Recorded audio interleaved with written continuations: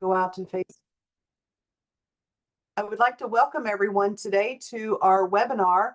As you see on the screen, we do have a QR code that is up. If you would please navigate your devices towards that and go and do our training sign in and our survey at the end, that would be so helpful. As a nonprofit organization, we do rely heavily upon those sign ins and those surveys because that is part of our grant, and that's how we do get funded. I have posted in the chat box on our Zoom platform a link to be able to get to that survey if you cannot use your device as of right now. I will periodically throughout the webinar today put that in there for you to have. And we're going to also be navigating out onto Facebook Live here in just a few minutes. But I'd like to introduce myself. My name is Jill Summerlot. I'm the webinar coordinator with InSource. And today I have the pleasure of having some very special guests. And we're going to be talking about the vocational rehabilitation and InSource. And today I'm going to introduce a coworker of mine, and this is Lisa Barber, and she is our transition coordinator. And so Lisa, at this time, will you please take it over, introduce yourself, and please introduce our special guest. Absolutely. My name is Lisa Barber. I am a provider for pre-eds for the InSource Young Adult Program, and we cover the state for online schooling. And we also serve the Indiana Department of Corrections juvenile detention centers. So at this time, I'd like to introduce some very special people that have agreed to come on and explain what pre-eds is and VR and kind of explain how they work together. So Jonathan Krizik and Steve Upchurch, welcome. We're glad to have you. And please introduce yourself and explain your roles. All right, thank you. Let me work on sharing my screen. Okay, hang on. You can tell I'm more of a Teams guy. There we go. It says screen sharing. So thank you, Lisa, for that introduction. I appreciate it. As you said, I'm Jonathan Kressig. I'm the Director of Youth Services here at Vocational Rehabilitation. And with me today, and actually starting off this this presentation, is Steve Upchurch. Steve, do you want to take it away? And I will mute myself and let me know when you want me to advance the slide. Sure. Thank you, Jonathan. As Jonathan said, I'm Steve Upchurch. I'm the training director for vocational rehabilitation. And I'm going to be sharing a little bit, a brief overview of what vocational rehabilitation is, and then hand it over to Jonathan, and he's going to talk about pre-employment transition services and how that works with vocational rehabilitation. And how that impacts the individuals that you all work with as well. So you can advance to the next slide. So vocational rehabilitation, or I'll just use the acronym VR from here on out. VR is a state agency, and we work with people with all kinds of disabilities. There are both visible and invisible disabilities. Visible disabilities, many of the physical disabilities where you can observe that someone has maybe a mobility limitation, or you can observe that someone has a prosthetic limb, or observe that someone even is blind or deaf and using sign language. But there are also invisible disabilities, and many of the individuals that we work with in VR, and particularly in the pre-ed setting, are individuals with these invisible disabilities, such as developmental disabilities, autism spectrum disorder, specific learning disabilities, and the like. The disabilities that we work with also include mental illness. The focus is really to help people achieve their employment goals. And by achieving their employment goals, they're also achieving a level of independence and quality of life.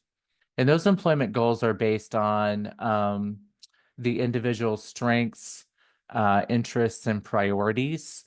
Um, we want to make sure that we're using a person-centered approach, and we are having that individual participant that comes to VR be the driver of their case and really be the decision maker in their future, specifically with regard to what their career goals are. So Jonathan, if you want to advance. In order to be eligible for VR services, and these are based on federal eligibility requirements, an individual must have some type of diagnosable disability. And that disability has to result in a substantial impediment or barrier to either finding or maintaining employment. So there's a physical or mental disability that presents a barrier to a career, employment, and the second criteria is that the individual, there's got to be a service that VR can provide to help them prepare for, obtain, retain, or even advance in employment. And typically there is. And then the third one is really a presumption. It's presumed that if someone does have a disability that presents a barrier to employment, we have a service we can provide. We're presuming that they're going to be able to benefit from our services in terms of an employment outcome, unless new information arises that shows they're not going to be able to achieve what we call competitive integrated employment. Competitive integrated employment is basically competitive, meaning it's at the state minimum wage or higher, or customary to the wage for whatever particular job they're looking at. And integrated, meaning that it's not secluded with individuals who just have disabilities, but competitive integrated employment is you're working out in the community with people who also don't have disabilities. So it's fully integrated, and inclusion in the community is a big thing. Anyone 18 or older may submit a referral on behalf of an interested individual or submit a self-referral by simply contacting your local VR office. And in a subsequent slide, you're going to see a link there for you. So if you want to go ahead and advance. So once someone is determined eligible for VR services, the VR counselor, go back one, there you go. The VR counselor will meet with the individual, their families, or other interested parties, and develop what's called an individualized plan for employment.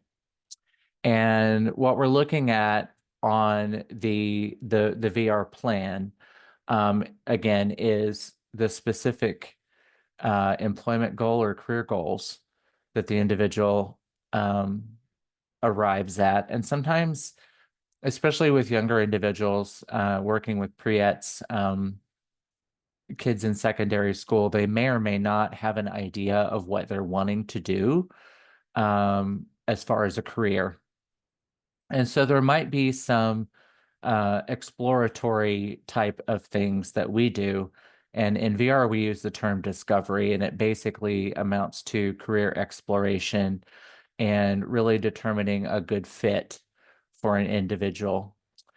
But the plan may also include diagnostic and evaluation services where VR pays for these types of assessments, vocational counseling and guidance, which is really a core service, our core service that we provide, assisting individuals in help them in making informed choices, not just choices about their future, but choices based on information that we can help provide them to make the best decisions for themselves.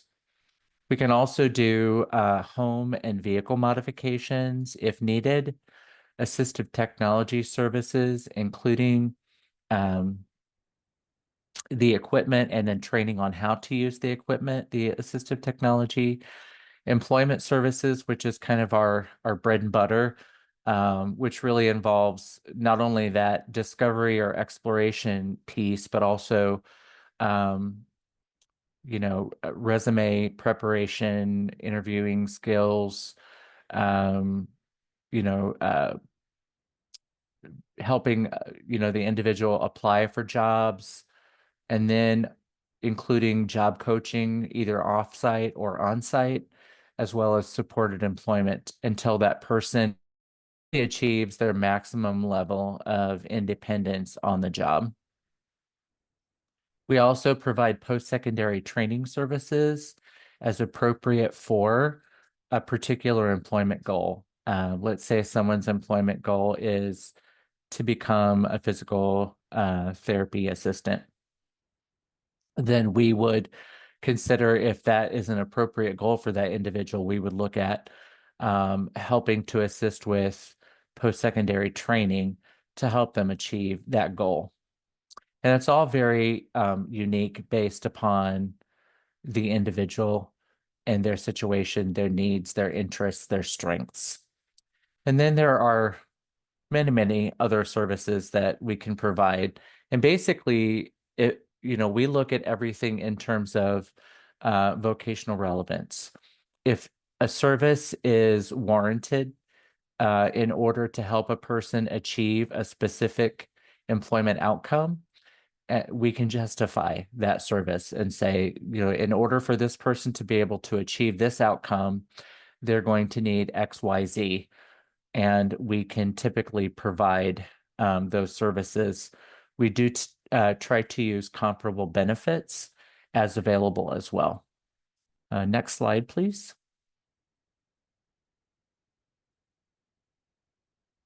So here you see a basic overview of the application process for VR. Sorry, Submitting. Steve, I think I missed a slide. Oh, wait a minute. No, you didn't. Oh, did you take one out? No. Okay, never mind. Okay, that's all right.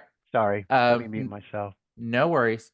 So a referral is the first point. And again, anyone can submit a referral. We have, schools, school counselors, school staff, we have parents, we have medical professionals, we have individuals that refer themselves. Obviously, you have to hear about VR from someone. So we do try to capture that information, but contacting your local VR office is the primary way. And we do have an online application that you can download. That application process includes meeting with an intake counselor. Typically, those are held at the local VR office. To complete the application, to learn more about VR, to see if it's a right fit for you and your situation, as well as for that intake counselor to gather information regarding that individual's potential eligibility for our services. Counselor meets with the individual for an application. They may refer the individual for additional evaluation or assessment, diagnostics, depending on what information is already available. A lot of times folks will come to us with a diagnosis already from a medical professional. We can obtain records from those healthcare providers or those psychological services providers. We can obtain IEPs and other information. And the intake counselors use all of this documentation regarding the individual situation, along with their interviews with the individual and with the families or other parties as involved, as well as their own observations. in order to make an eligibility determination. Now, according to the federal regulations that govern state VR agencies, we have up to 60 days to make an eligibility determination for someone who applies for VR. I will tell you that our current average is around 34 days as an average. We are striving to provide an eligibility determination as quickly as possible once we have all of the necessary information in order to make that determination. And then once an individual is eligible again, they're transferred from the intake counselor to an ongoing caseload counselor, where they begin working with that individual to determine the appropriate employment goal and the needed services and vendors in order to support achievement of that employment goal. Not sure if anybody has, and I think that's my last slide, is it not, Jonathan? I thought you had one. There we Oh go. yeah, That's here yours. we go. Yeah. So the link there where it says directory is a link to our various area offices around the state. We do have offices that cover all 92 counties, and you would be able to click on that link. I believe we'll be able to provide this PowerPoint to everyone on the call, but you may want to take that link and put it in the chat as well, Lisa or Jill, or I can do that when Jonathan starts talking. And then we do have a VR video, a brief video about VR, and a referral form that's also available on our gov site or our in.gov website. I don't know if there are any questions that have come in on chat or questions regarding the VR process in general. Yeah, now is a good time to pause before I start on. I have not had anything that's been posted to our chat box or to our question and answer box or on Facebook Live as of this time. And I will go Okay. out and send that PowerPoint to the chat boxes as well. Jill, Okay, there great. is a Thank you. question. Okay. Is there a waiting list for the like the waiver? No. We don't have a waiting list to be seen. Now, that's not to say that depending on the given area office that someone may go to for application, there may be a short time frame to wait to get an intake appointment, but typically it would be no longer than 4 weeks. It shouldn't take longer than that, but there's not a wait list to actually receive services. VR has been since July of 2017 under a process called Order of Selection. And what that means, a state VR agency goes under Order of Selection if there are two, one or both of these two factors in play. One is insufficient funds to meet all of the needs of our participants. Number two is insufficient staffing to be able to serve those participants. We are very proud that after 8 years in Order of Selection, we have just released our final list from our deferred services list, our final group of folks, and we are exiting Order of Selection Yay. at the end of this year. So there is not a waiting list. We are currently serving all categories now. Even when we were on Order of Selection, we served about 85% of the applicants that came through were found to be most significantly disabled, which means they were not on any kind of a deferred list and we're receiving services immediately. But now we're at 100%.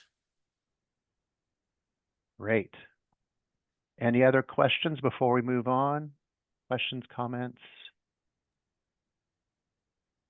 Let's see. I'm not seeing any more. Okay. I'll let you take it, Jonathan. All right. Thanks, Steve. Appreciate you. Move you out of the way here on my screen. So before we move on to pre-ETS, pre-employment transition services, let me talk really quickly about this transition from school to work. So this verbiage here is taken from that, if you see at the bottom, Vocational Rehabilitation Transition from School to Work. It's a brochure that's on our website. It's like a few pages, and I think it's really helpful for parents, for teachers, for students to sort of understand the transition process in general, not just pre-ETS, but the transition process in general for vocational rehabilitation. So each of our VR offices across the state, and I think we have about 25 at this point, they all have local high schools that they're assigned to. So every year, preferably, you know, like late summer, early fall, they're going to reach out to their assigned schools and schedule what we call a VR 101. So something like Steve just did and that I'm going to do here about pre-ETS. And that can be for school staff, parents, students. Sometimes there's parent nights or, you know, transition fairs and that kind of thing that we can speak at. So each year, you should hear from your local VR office to your local high school to help sort of set that up. So if you would like to request a presentation, there is a way to do that, and that is if you click on this form below, it tells you how to do that. There's email addresses for each of our separate offices. So even if you have a VR 101 presentation and you want to do another one, or you want to do one later in the year or to a different audience, you can request that from your local VR office. It's very simple. Click on that form. It'll take you to a link, and the VR office will be in touch to do that. Also, contact your local VR office to request case conference attendance. And many of our offices and many of our like high schools already have great relationships going, and they have a whole system worked out where this just sort of happens naturally. But if you need to request, you know, something in addition to that, or it doesn't seem to be happening in your area, this is the way to go about it. And there's a VR office map and further information on that link. So hopefully that will be helpful to people. So let's see. That's basically how our transition process works. But let's talk about pre-employment transition services, or pre-ETS at this point. So we also serve students with disabilities, mainly in high school, but it could also be like junior high, as well as some post-secondary students. And I'll get into that eligibility here in a minute. There's something that's called pre-ETS, or pre-employment transition services. The idea is that these supplement what the school is already providing. So a lot of schools have really robust transition programs. Maybe they have really good sort of work-based learning programs or workplace readiness programs. Our providers that we contract with to work with these schools would sort of fill in the gaps, sort of strengthen the areas that the schools need strengthening in with pre-ETS, or pre-employment transition services. So it came about in 2014. It was signed into law by President Obama in July of that year through the Workforce Innovation and Opportunity Act. So WIOA, as we call it, did a lot of things. There's a lot in that law, a lot of great stuff. But one of the big things it did for VR is that it requires us to set aside federal funds for pre-ETS, or pre-employment transition services. So what that means is that we get about 80% federal funding. It's like slightly less than that, 79 point something. And of that amount, we have to take 15% of it, which could be like $10 to $11 million a year, and spend it on pre-ETS. If we don't spend it on that, it goes back to the feds, and nobody wants to do that. And we're doing that. We're spending that on pre-employment transition services. And it is for students with disabilities who are eligible or potentially eligible for VR. So what that means is that it could be a student who's gone through that process that Steve just described and is already eligible and has a plan through VR. They can also get pre-ETS, but they don't have to go through that. It could be for students who are potentially eligible. That means they haven't gone through traditional VR, they haven't been found eligible for traditional VR, but they could still get pre-ETS. So the couple of bullet points there at the bottom, it has to be a student who's between the ages of 14 and 22 years old. So basically up to age 23, so through age 22. And they have to be eligible for and receiving special education or related services, basically under Part B, blah, blah. Basically, that means these students have to have either an IEP or a 504 plan, or they could have some other documented disability. If you're a student in post-secondary, or another recognized educational program, and you meet those criteria, you're in. You are eligible for pre-employment transition services. Let's see. Don't want to forget anything, so I'm looking at my notes here. The next slide, this is a very busy slide. I apologize for that. When I do PowerPoints, I figure these are going out to everyone. I want all the information right on those slides. So I know you're not supposed to do that, but to me it's helpful. So bear with me. These are the 5 focus areas. So the federal rule through WIOA says that we have to make these 5 what are called required activities available to students with disabilities statewide. And the main way that we do that, our VR counselors do provide pre-eds when they're working with a student who has a disability and they're talking about job exploration or work-based learning, they are doing pre-eds. But kind of the main way that we do that through Indiana VR is that we contract this out. So we have 12 contractors. They're located throughout the state, and they also subcontract with providers in their area.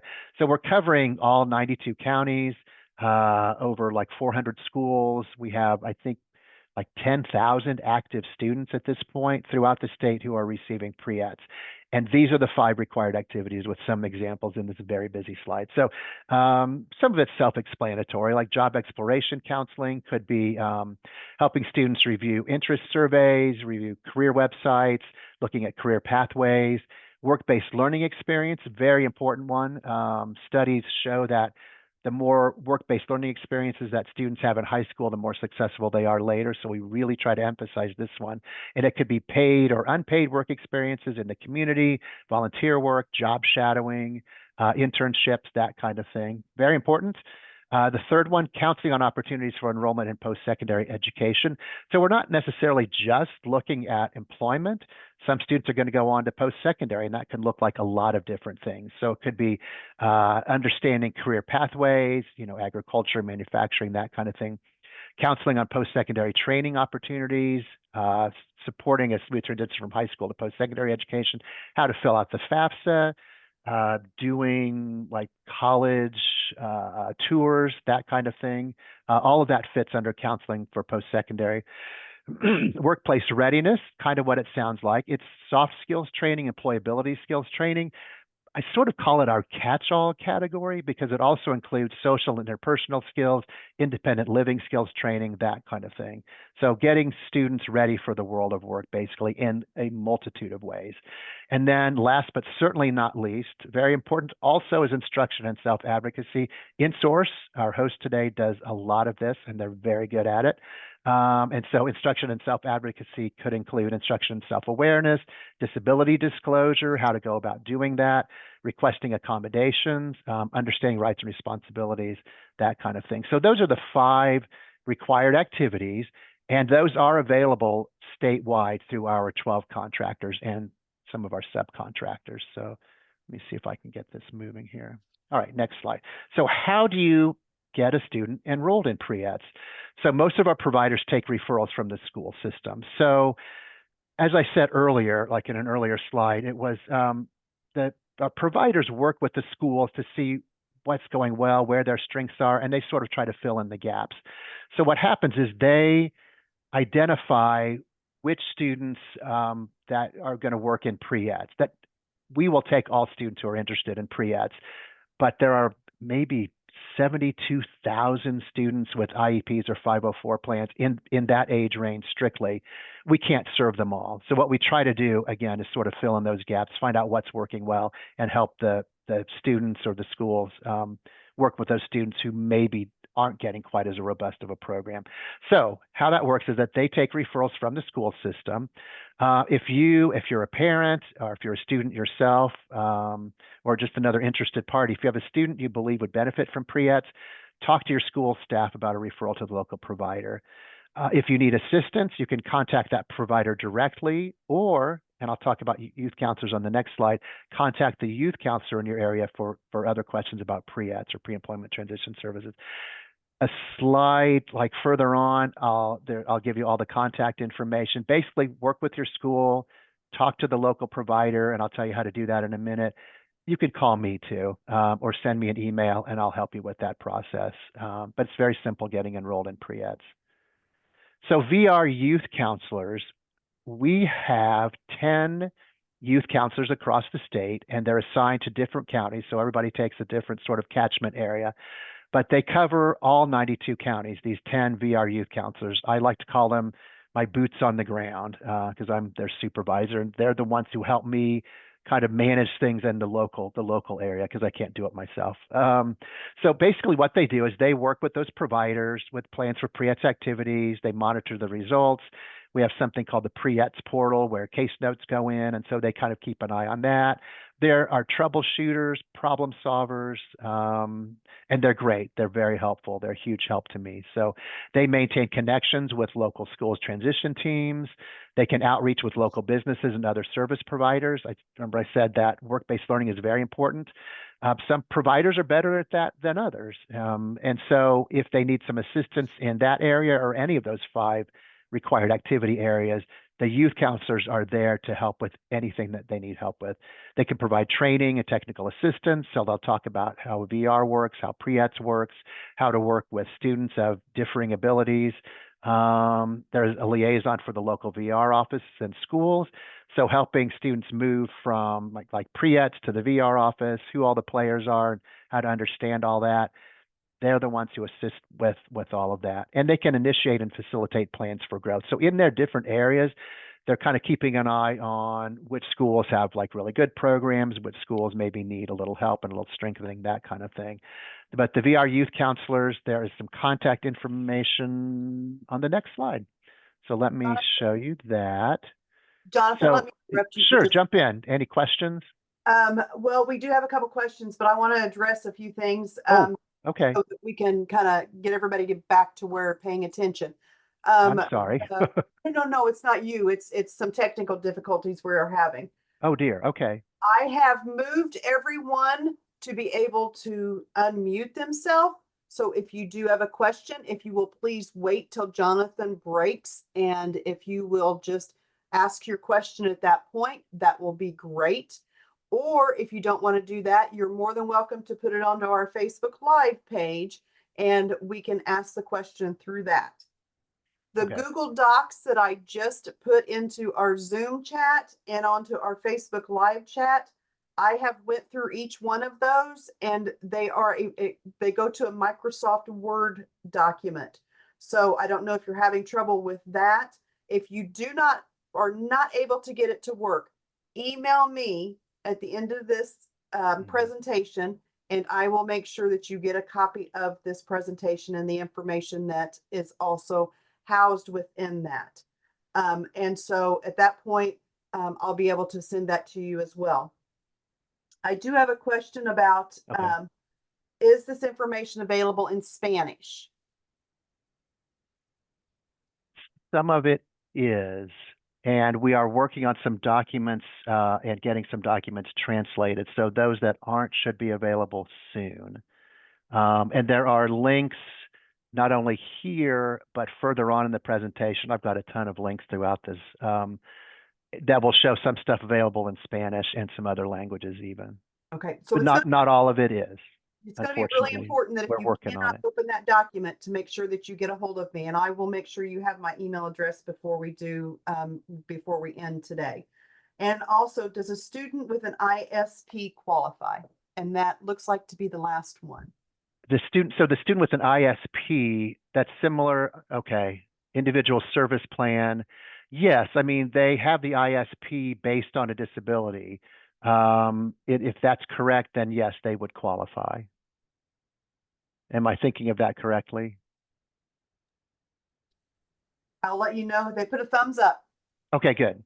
Yeah, it's a sort of, to me in my head, and this is the way I define it to myself, is a different type of IEP, I think. Yes. So, but yeah. Okay, thank you, Lisa. Yeah. Good, I got that right. So this is a resource page, and I'm embarrassed to say that we are working on getting this updated. These changed as of October 1st, the pre-ETS basics information, provider list, and youth counselor list. I have sent these in to be updated. It has not been done yet. I think there's a backlog. But I put them here anyway, because when they do get updated, these links will still work to the updated documents. And that's what Jill was just talking about. So it's very important. She sent you out, I think, 3 documents in Word Those are the actual updated documents. So when I realized recently that it may be a minute before these get updated online, I sent that out to Jill and Lisa and said, hey, can you send these out? These are the updated documents. So the ones that you got in Word are basically these 3 documents listed here. They are the updated ones that you have basically hard copies of. So use those. I'll let InSource know when these are updated, and they can send that out in their helpful Friday Friday update or whatever they call it. So basically, so there's some resources for you. Use the ones that were just sent to you. So quick summary before we move into sort of how these programs work together. So vocational rehabilitation, as Steve said, state agency, that's us, work with individuals with all types of disabilities. Everything that we do in vocational rehabilitation has to revolve around achieving a vocational goal. Focuses on competitive integrated employment, overcoming barriers to that employment so people can work successfully, all types of disabilities. Contact your local office, and Steve had some resources for you in one of his earlier slides. So PREETs came about through the Workforce Innovation Opportunity Act. We set aside federal funds for students with disabilities, either who have gone through the regular VR process or who have not. Doesn't matter. It can be either way. The idea is, and this will sound strange for Voc Rehab, but the idea is not to have a job at the end of pre-eds. It's to prepare for a job or post-secondary opportunity. So it's career planning, work experience training, so that students can more easily transition from high school to employment or further education. Again, students age 14 through age 22. I'm emphasizing that because there's some confusion sometimes. So it could be up to age 23. IEP or 504 could be another disability documentation like an ISP. If interested, talk to your school staff, call me, talk to your youth counselor, and they can help you with that. And again, all of that information was sent out in those 3 Word documents that Jill sent out. So that's a quick summary. Now let's move on to what we call dual enrollment. A student can be enrolled in both traditional VR, what Steve was talking about, and pre-eds, what I've been talking about, at the same time. You can have both of those. So when you might want to do that, a lot of students are going to be fine in one or the other, especially maybe younger students, 14 to 16, probably okay that they are just receiving pre-eds until they get sort of closer to graduation. But if you have some questions about it, here's some thoughts about when a student might want to do both. If they need more comprehensive support, like job coaching, assistive technology, that kind of thing. So if they need some assistance that is not really allowed through pre-eds, then you might want to refer them to Voc Rehab. And then if we put that assistance on a plan, an individualized plan for employment, then we can actually provide it through pre-eds. So if they have a plan through VR, then there's some extra stuff that we can do through pre-eds. Hope that's not too confusing. Basically, just remember, if they need more comprehensive support, you might want to do a referral to Voc Rehab. That's the important takeaway there. If the student is close to graduation and will require assistance through Voc Rehab, go ahead and apply. What we try to say is, or what we do say, I guess, is at least by the junior year. So if you have students who are in their junior year and you believe they are going to need and benefit from vocational rehabilitation, I'd say go ahead and do that referral. And I'll talk about how that works here in a minute. Our youth counselors also work with our pre-eds providers, and they are helping to identify students either who might need more assistance, maybe they have more complex needs, or students who are closer to graduation. And our youth counselors are sort of helping to facilitate that, that movement from pre-eds to being in both pre-eds and VR at the very same time. If you take nothing else from this today, remember, students can be enrolled in both.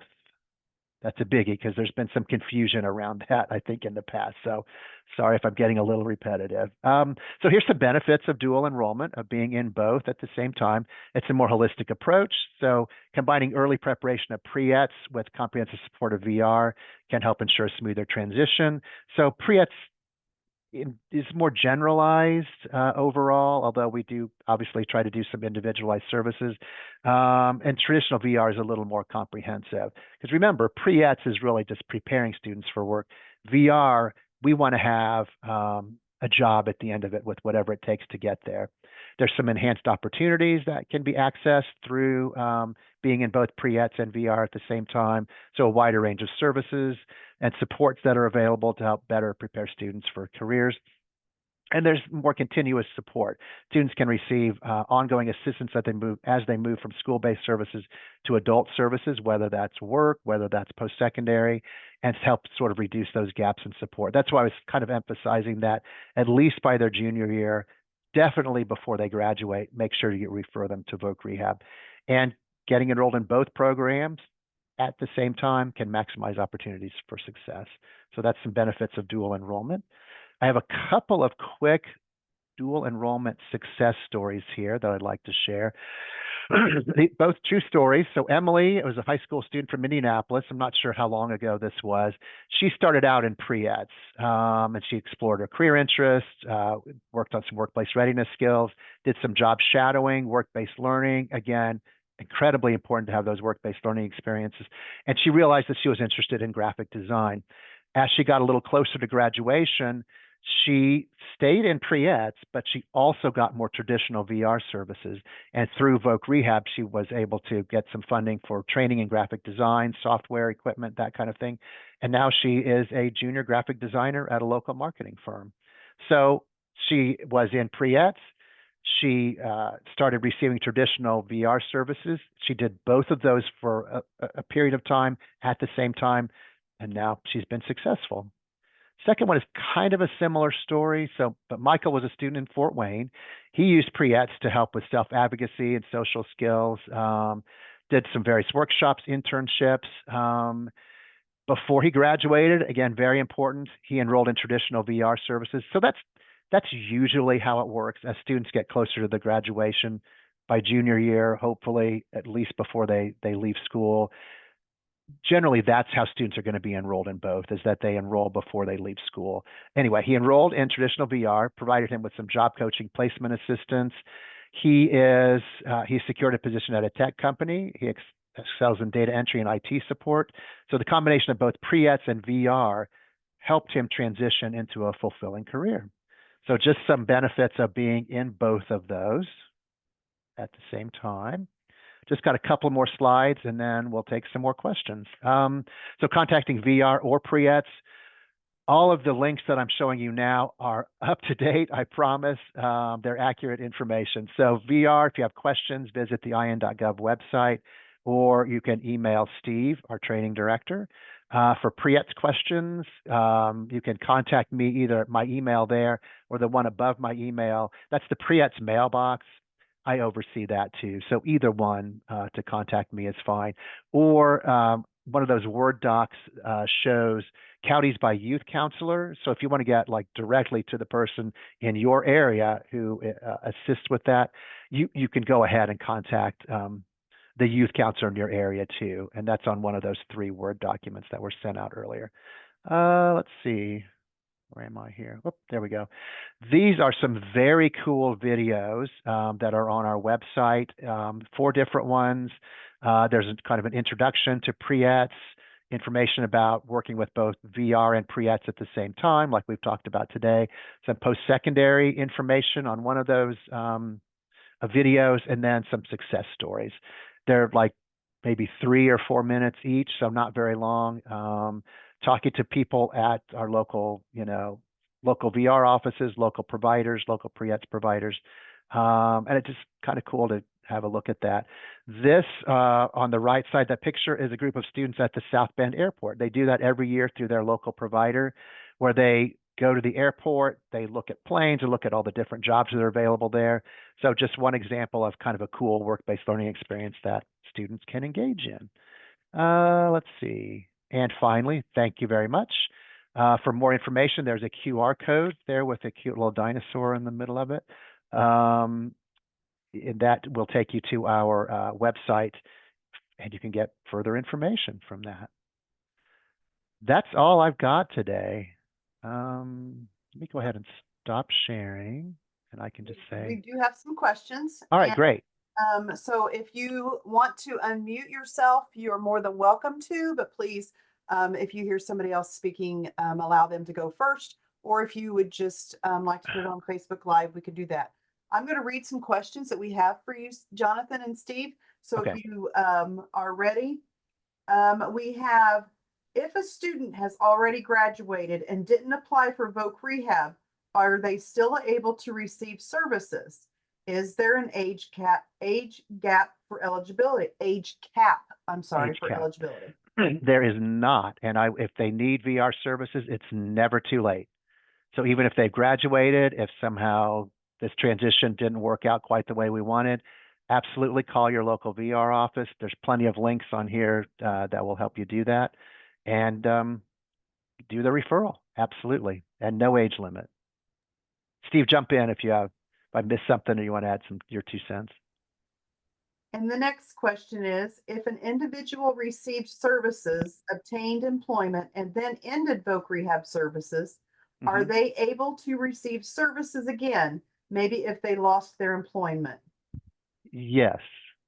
So they would call, or someone could call on their behalf, whichever, re-refer themselves. We will have to look at eligibility again, kind of go through all that. But if they still need assistance in finding another job, then yes, absolutely. There's no limit to the number of times that you can come back to VR. What percentage of people who apply for VR receive services? Oh, I don't. Steve, do you percent? So they apply and then they're found eligible and then they receive services? Very few people who apply to VR are found to be ineligible. Yeah. I would say probably 1% or less. It's almost negligible. And that's because we are basically working under the presumption that if an individual has a diagnosable disability that is a barrier to employment, we're going to find them eligible. So I'm going to say pretty close to 100%. Yep. Thank you. And some of the other questions are about technical things. And Oh, okay. I did post my email address in the Facebook Live group. And please use that email address, email me, and I will send you out the presentation and everything for today, and the link to also do our survey. And reach out to me or Steve if you need anything else, or your local youth counselor if it's transition or pre-ETS related.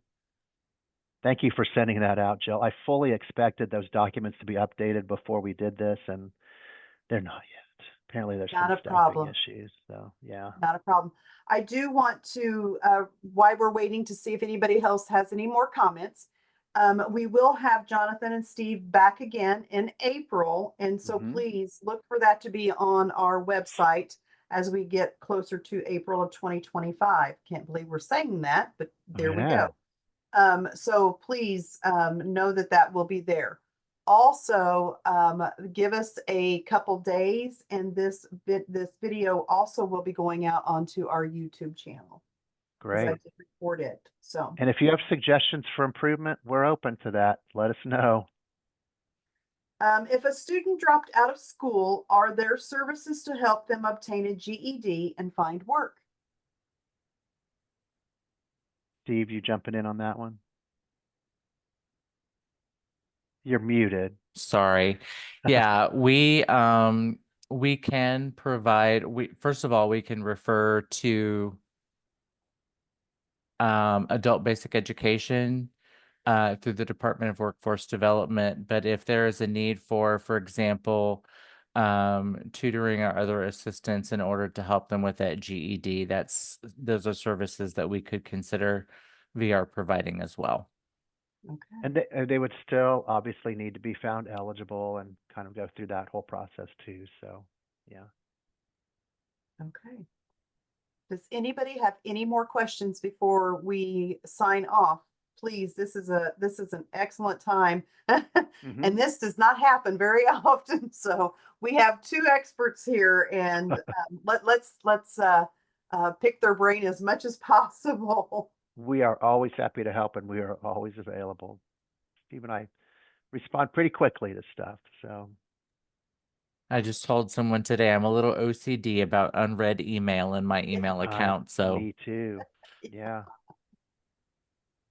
I do Okay, not well, like I that. don't see anything. Again, All please right. email me, and I did put my email address in that link or in that chat box.